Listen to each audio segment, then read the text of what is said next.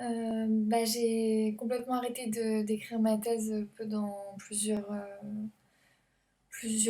mois, hein, parce qu'il s'est passé plein de choses dans ma vie. Et je compte me remettre à ma thèse plus ou moins cette semaine. En fait, voilà, ce qui s'est passé pendant plusieurs mois, c'est qu'en fait j'ai rendu cette thèse en l'état. J'ai été réinscrite, donc je suis inscrite en thèse. J'ai donné les cours. Et je sais plus pourquoi j'ai complètement arrêté d'écrire la thèse. Je crois qu'en fait ça a été trop de travail d'un coup. Et après j'ai fait un montage de film.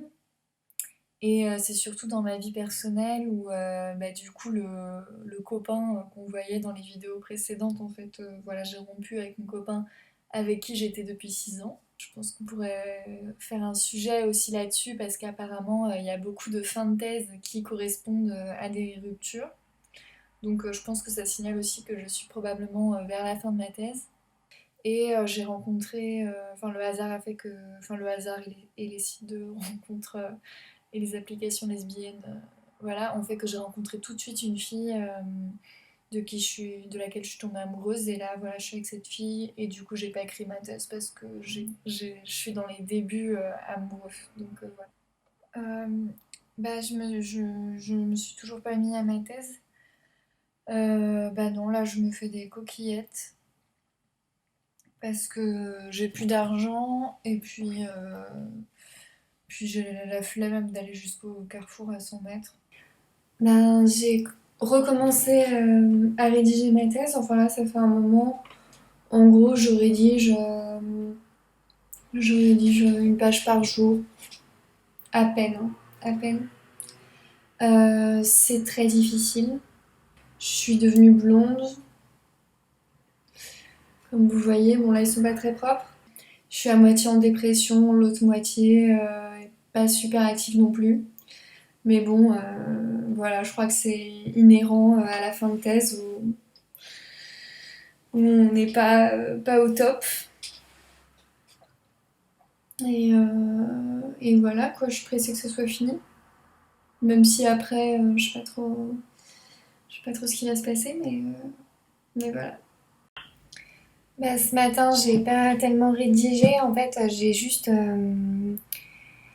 lu 1 million d'articles de coaching en séduction sur la thématique de comment séduire au cinéma. Donc c'était ultra sexiste. En fait, c'est juste sur comment en fait réussir à embrasser la meuf au cinéma. Et c'est pas un article à destination des lesbiennes, non, c'est un article à destination des hommes pour séduire les femmes.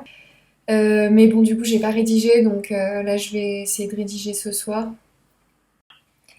Alors, pour lutter contre les clichés de la thésarde un peu dépressive auxquels je pense largement contribuer à travers cette série de vidéos, merde, j'ai mis mon fil à l'envers.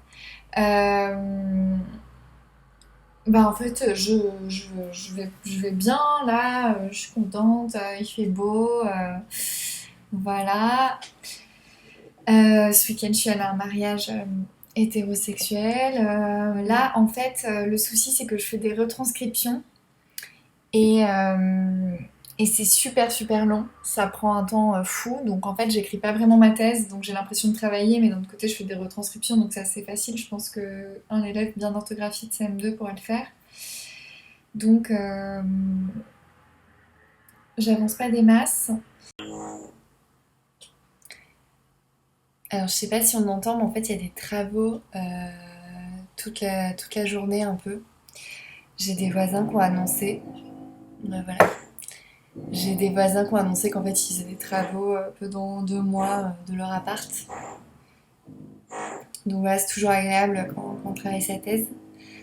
De toute façon, je déménage. Et voilà, ce matin, je rédige la partie sur le coaching en séduction. Donc c'est assez facile, voilà. Mais ça recommence là un peu les insomnies.